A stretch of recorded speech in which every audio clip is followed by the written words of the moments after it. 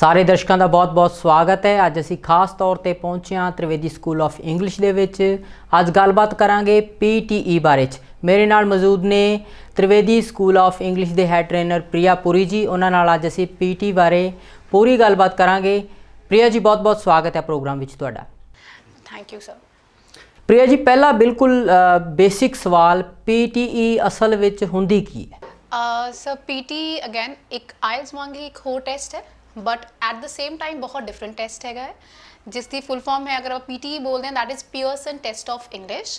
और ये एक कंप्यूटर बेस्ड टेस्ट है जो कि आयल्स जिदा असी मैनुअली सारा लिख के करते हैं, जो तुहाडा पीटी है वो सारे का सारा ही टेस्ट, बी इट तुहाडी स्पीकिंग, तुहाडी राइटिंग, तुहाडी रीडिंग, लिसनिंग, सारी ही कंप्यूटर के उपर होंदी है।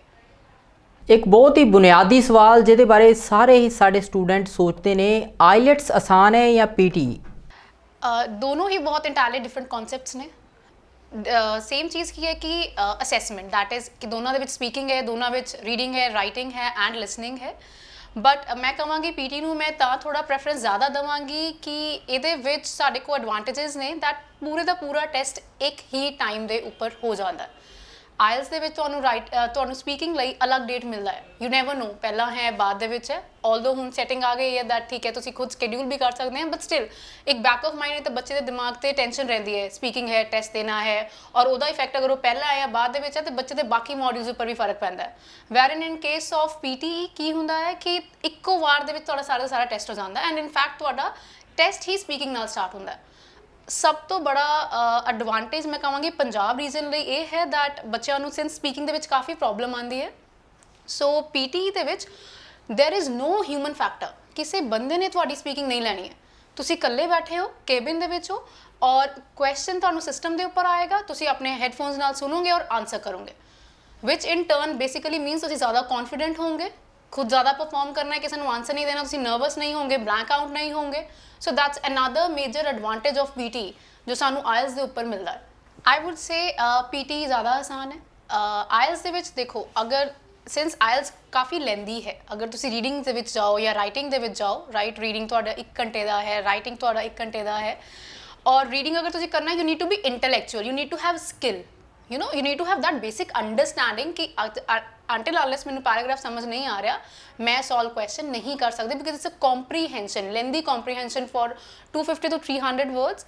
वैर इन पीटी दे विच मैं कहांगी टास्क काफ़ी सैकेंड्स दे हुंदे ने, so it's basically a kind of skill जो तुसी मास्टर करना है, जो मैं बच्चे नूं ट्रेन करके उस लैवल तक जाने लई ट्रेन कर सकदी हां। As in compare to IELTS you need to be intellectual, until unless you don't have your basic understanding तुसी टेस्ट क्लियर नहीं कर सकते।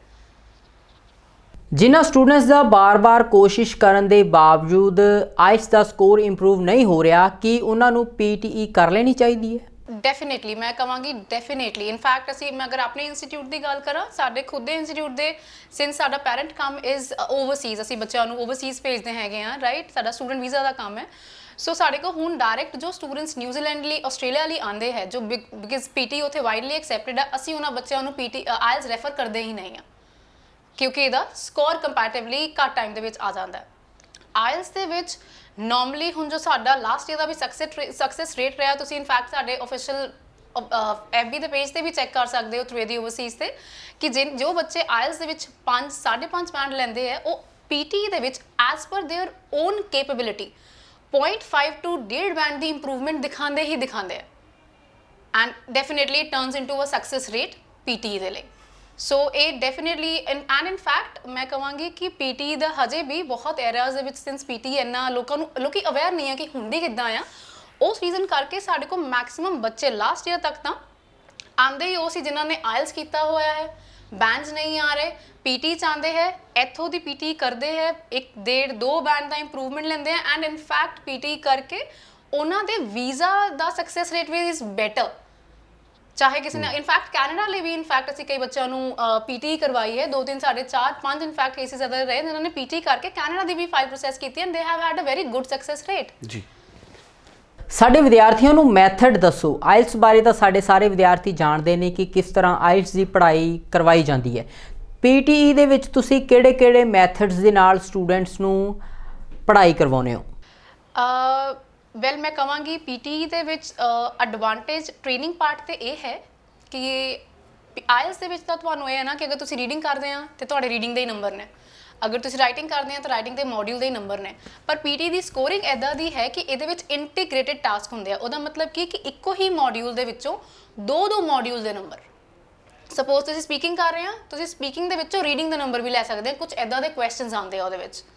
ਰਾਈਟਿੰਗ ਕਰ ਰਹੇ ਆ, ਰਾਈਟਿੰਗ ਦੇ ਵਿੱਚ ਵੀ ਰੀਡਿੰਗ ਦੇ ਕੁਐਸਚਨਸ ਆਉਂਦੇ ਆ। ਤੁਸੀਂ ਉਹਨਾਂ ਨੂੰ ਅਗਰ ਅਟੈਂਪਟ ਕਰੋ, ਤੁਹਾਡੇ ਰੀਡਿੰਗ ਦੇ ਨੰਬਰ ਉਹਦੇ ਵਿੱਚੋਂ ਵੀ ਫੈਚ ਹੋ ਜਾਂਦੇ ਆ, ਉਹਦੇ ਵਿੱਚੋਂ ਨੰਬਰ ਆਉਂਦੇ ਆ। So that is in short basically ਮੈਂ ਆ ਕਹਿਣਾ ਚਾਹਾਂਗੀ ਕਿ ਅਗਰ ਪੀਟੀ ਦੇ ਵਿੱਚ ਸਪੋਜ਼ ਮੈਂ ਰਾਈਟਿੰਗ ਦੇ ਵਿੱਚ ਵੀਕ ਆ, ਮੇਰੇ ਕੋ ਐਟ ਦ ਸੇਮ ਟਾਈਮ ਇਹ ਇੱਕ ਚਾਂਸ ਓਪਰਚੁਨਿਟੀ ਹੈ ਕਿ ਮੇਬੀ ਅਗਰ ਮੈਂ ਰੀਡਿੰਗ 'ਚ ਸਟਰੋਂਗ ਆ ਤੇ ਮੈਂ ਰੀਡਿੰਗ ਵਿੱਚੋਂ ਰਾਈਟਿੰਗ ਦਾ ਨੰਬਰ ਕਵਰ ਕਰ ਸਕਦੀ ਹਾਂ। And this is a big advantage. ਇਹਦੇ ਕਰਕੇ ਬੱਚਿਆਂ ਦੇ ਬੈਂਡ ਸਕੋਰਸ ਦੇ ਵਿੱਚ ਜ਼ਿਆਦਾ ਡਿਫਰੈਂਸ ਨਹੀਂ ਹੁੰਦਾ, ਕਿਉਂਕਿ ਇਕੁਅਲ ਓਪਰਚੁਨਿਟੀ ਹੈ ਸਾਰੇ ਮੋਡਿਊਲਸ ਦੇ ਵਿੱਚੋਂ ਬੈਂਡ ਸਕੋਰ ਕਰਨ ਲਈ। ਅਨਲਾਈਕ ਆਇਲਸ, ਜਦੋਂ ਆਪਾਂ ਦੇਖਦੇ ਹਾਂ ਲਿਸਨਿੰਗ ਦੇ ਵਿੱਚ 8 ਬੈਂਡ ਆ ਰਹੇ ਆ, 8.5 ਬੈਂਡ ਆ ਰਹੇ, ਬਟ ਰਾਈਟਿੰਗ 'ਚ ਬੱਚਾ 5.5 ਤੇ ਰਹਿ ਜਾਂਦਾ। ਇਹ ਤੁਹਾਨੂੰ ਚੀਜ਼ ਪੀਟੀ 'ਚ ਦੇਖਣ 'ਚ ਨਹੀਂ ਮਿਲੇਗੀ ਬਿਕਾਜ਼ ਆਫ ਦਿਸ। ਤੇ ਆਖਰੀ ਸਵਾਲ, ਪੀਟੀਈ ਦੇ ਸਕਸੈਸ ਰੇਟ ਬਾਰੇ ਦੱਸੋ ਤੇ ਤੁਸੀਂ ਇਹ ਵੀ ਦੱਸੋ ਕਿ ਇਸ ਦੇ ਸਕੋਰ ਨੂੰ ਤੁਸੀਂ ਕਿਸ ਤਰ੍ਹਾਂ ਡਿਫਾਈਨ ਕਰੋਗੇ।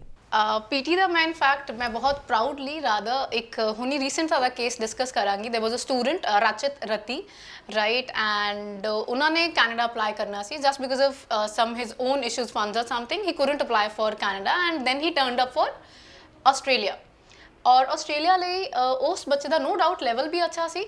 ਤੁਸੀਂ you should believe it rather, and even you can ask, you can see on our FB page as well। ਉਹ ਬੱਚੇ ਨੇ ਸਰ ਇੱਕ ਹਫਤਾ ਹੀ ਟ੍ਰੇਨਿੰਗ ਲੀਤੀ ਹੈ ਮੇਰੇ ਕੋਲ and he scored 9 bands overall, 9 each only in writing and reading he scored 8.5 and 7.5। So in that case ਉੱਥੋਂ ਮਤਲਬ ਕਾਫੀ ਕੁਝ ਤੁਹਾਨੂੰ ਪਤਾ ਲੱਗਦਾ ਹੈ ਐਜ਼ ਅ ਟੈਸਟ ਓਨਲੀ। ਬਹੁਤ ਸਾਰੇ ਕੋਈ ਇਨਫੈਕਟ ਪੀਟੀ ਦੇ ਵਿੱਚ ਸਾਡੇ ਕੋਲ ਬਹੁਤ ਇੱਦਾਂ ਦੇ ਸਟੂਡੈਂਟਸ ਆਉਂਦੇ ਜੋ ਸਿਰਫ ਵੀਕ ਦੇ ਵਿੱਚ ਔਰ 15 ਡੇਜ਼ ਦੇ ਵਿੱਚ ਟੈਸਟ ਦਿੰਦੇ ਆ ਔਰ ਡਿਜ਼ਾਇਰਡ ਬੈਂਡਸ ਆਪਣੇ ਲੈ ਕੇ ਜਾਂਦੇ ਨੇ। In PT it is not tough ਔਰ it is not rare to listen ਕਿ ਕਿਸੇ ਦੇ 9 ਬੈਂਡ ਆਇਆ ਜਾਂ 8 ਬੈਂਡ ਆਇਆ। Where in IELTS it is very tough, you rarely listen to it ਕਿ ਯਾਰ 8 ਬੈਂਡ ਆਇਆ ਇਹਦੇ ਜਾਂ ਇਹਦੇ 9 ਬੈਂਡ ਆਏ। So anytime PT the success or score rate, be it 7, 8 or 9 band, matlab it's achievable, you can get it, you can score।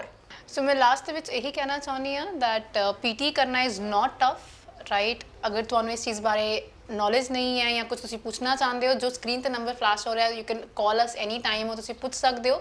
You can come for demo class and you can see ਅਸੀਂ ਕਿੱਦਾਂ ਪੜ੍ਹਾਉਂਦੇ ਹਾਂ, right. And as PT the success rate बहुत अच्छा है और and I would say कि in less than a month a student is fully prepared to get his desired band, say if it is 6 band and 5.5 each।